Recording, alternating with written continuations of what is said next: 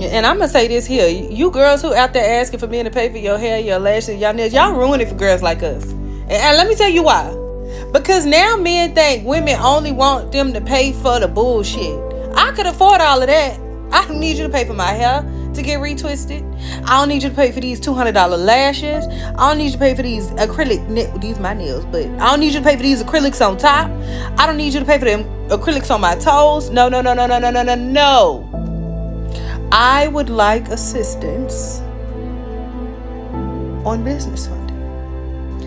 I would like help on the permits. I would like help on a startup investment.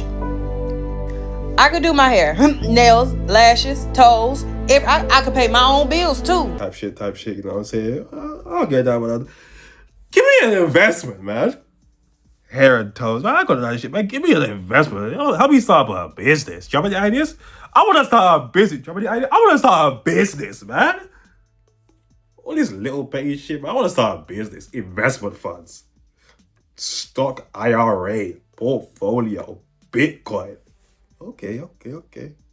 I just don't understand why niggas get in a relationship with a bad bitch and just don't want to pay for nothing. Like, you have to pay for everything. What are we talking about? Because I just could have been with my trick for all this. I could have stayed with my old fat nigga and secured a bag and not had to fuck. But you want pussy every night. And you want me to suck your dick. But you don't want to pay for shit. The math just doesn't math. There's a lot of reasons to why the dating discourse is the way it is, right? There's so much bad advice and bad messages out there. On TikTok in particular. TikTok is just like Twitter, but you can just see the people and they're just speaking. So a lot of it is like really negative and really like backwards. Let's just get into it, man. Because it just gets dumber and dumber. A lot of these men are really just gay. If he ain't taking you out on dates, he's gay. If he's not making you his wife, he's gay. If he's not communicating with you consistently, he's gay. A lot of these men are fighting their sexuality, and it's sad because instead of telling you, they'll lead you on, string you on for months and months and months, and then finally, he'll just cut you off and act like you were the one that was chasing him. Like, my hot take is if a man is abusive to a woman, or he cheats on her a lot, or he's like, I don't know, narcissistic, that type of guy, the guy that sleeps around, who's hypersexual, who cheats all the time, addicted to corn, all that kind of guy, the abusive asshole, those kind of guys, the men that we all want to divorce, the men that you're stuck with for years and you try to leave because of an abusive relationship, all those assholes. My hot take it. Let me guess. They gay? Take is they're all gay. They're gay. Every abusive man who has ever mistreated a woman, especially if she's like the mother of his child, that dude's gay as hell. That dude is so deep in the closet and he doesn't know how to claw himself out, and he is so scared that he's going to get found out. So he treats his woman, he wants to be powerful, man. So he beats on a woman. He cheats on a woman. He treats her like crap because he hates women. He loves men. He wants to be with a man, and he's mad at you because you have a vagina. Aren't gay men like straight women's biggest allies? Who's a bigger ally to straight women than gay men? I didn't know gay men hated women. Here's the thing, man. The feminist brain and the ideologies and the way that it's all backwards, right? So all men are bad. It's men. But also, straight men can't not like women, right? Straight men can't cheat. Straight men can't hit women, be abusers. Straight men aren't allowed. Straight men don't do bad things to women, but also men are bad, and it's all men. And look at the numbers, and it's men. But straight men, they wouldn't do these things. They have to be gay.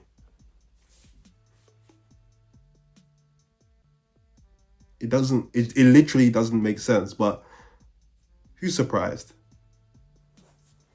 Not me. Every man cheats.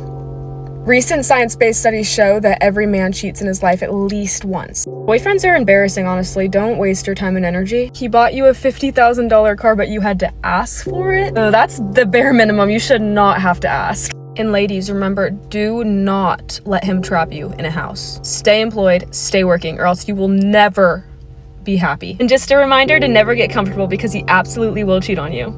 Your man should be fully funding your entire lifestyle. You should not have to spend a penny. Never, ever do an act of kindness for a man because he's a grown man and he does not deserve it. Marriage is a scam and also expensive, so ladies, don't waste your time. Recent studies show that if a man does not buy you flowers at least once a month, he probably is hiding something. If he has an Instagram, you absolutely need to go through his phone. That is a huge red flag. Never, ever apologize to your partner, because that invalidates your feelings and that's how they win. That man is definitely a narcissist and he's definitely gaslighting you and he's definitely toxic and you need to run the other direction. Recent studies actually prove that women are way happier when they're unmarried. Do not get married. Ladies, remember the golden rule. We owe men absolutely nothing. Guys, it's fine. Well, when you hear everything in one, it does let you know how, like, ridiculous, self-sabotaging, miserable a lot of these and it's also it is incel content just for women. The problem with asking a man for a small amount of money at the beginning of when you're first talking to him, you want to see whether or not he's a provider, right?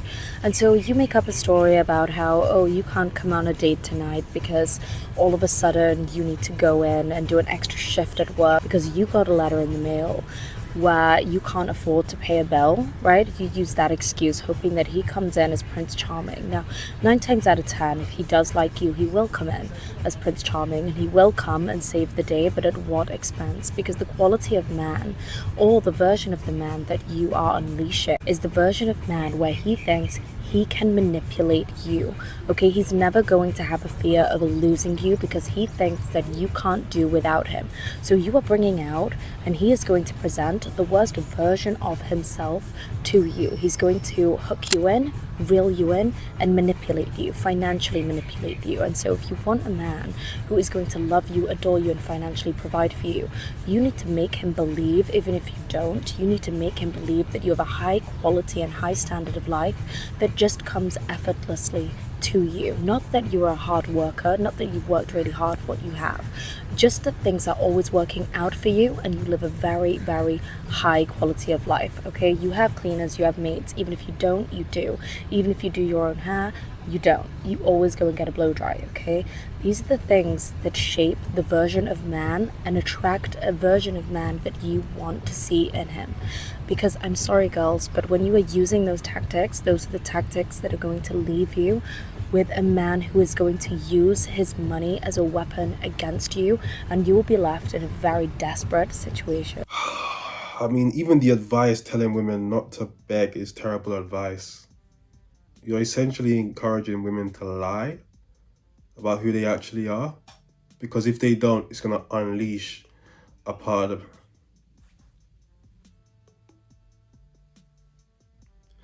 What do you think we are? Are you think we're like some demons and we just have these parts of us that a woman can just... and we just switch into like a different being? If a man ends up using money to manipulate a woman, that's just who he is. That's not a different part. It's not... I mean, this is also blaming women as well, no? What, if she was different, he'd be different? No, that's kind of who he is. It's kind of who he is. Every time I have interactions with men, I am just more and more appalled and disgusted by men and the behavior of men towards women. Like, dating in my early 20s, men actually had respect for women, relatively. You at least felt like a human being around them, you know? You at least felt like they saw you as a human and not just an object. But the increase in all of these red pill podcasts and women-hating behavior on the internet has literally poisoned the minds of men. And it was to the point that I just stopped dating entirely for the last 6 months or so. I've been trying to give dating a chance again lately. I've even been like trying to date guys who are not you know, my typical type. But yeah, even dating guys who are not my typical type has not fixed the issue. In fact, actually, it's worse. What the fuck is a girl to do? Give up? I always have dated guys who were like 10, 15 years older than me, because I've been dating guys around my age lately, and that shit, girl, no. You asked what the issue was, and the issue is you. You don't think there's something wrong with saying, I've been avoiding my typical type? You don't think that sentence exposes that there's something wrong with you? If you've gone, let me stop dating what I actually like, because there's something wrong with what I like. You don't think that's... Is it just the age? I don't think it's just the age, is it? In reality, when it comes to our lives, there's only one common denominator. And that's us. All these women online are keeping y'all single because you're waiting for a small population of men to come and like whisk you off of your feet, and like they're not coming because you're not in the right place. Or that type of man is just not looking for you. And that's the unfortunate truth. I think we need to start dating with the intent of like looking at the future, not this quote unquote ideal that we have in our heads, whatever fantasies we like that TikTok has shown us about like what love is, when half of it's a bunch of curated nonsense. We're always looking for passion and butterflies and excitement. And in reality, you should be with somebody that makes you feel calm. You should look for the person that makes you feel at ease. You want to pick the person that you can be around for a week and never get sick of them. You feel safe with them. You feel like you can trust them. When they're with you, you feel like you can take on the world. That's the person that you need to be looking for. And also get real with yourself about who you actually are. If we're on TikTok all the time, we're watching other people's lives, we're perceiving that as the expectation instead of us looking at what do I actually want? What do I actually need? And when you get off the phone, you actually start living your life and like dating people and being present without all this crap in your head, you're going to start to realize, oh wait, what I want is actually real simple. And the person that you're going to end up with is the person that then will go out of their way to show you consistently that they are the one. Now, this is some advice that I can get down with, okay? Get off your phone. Stop comparing yourself to people online. All this rom-com love, it's not real. It's not real. It's literally fake. Live in reality.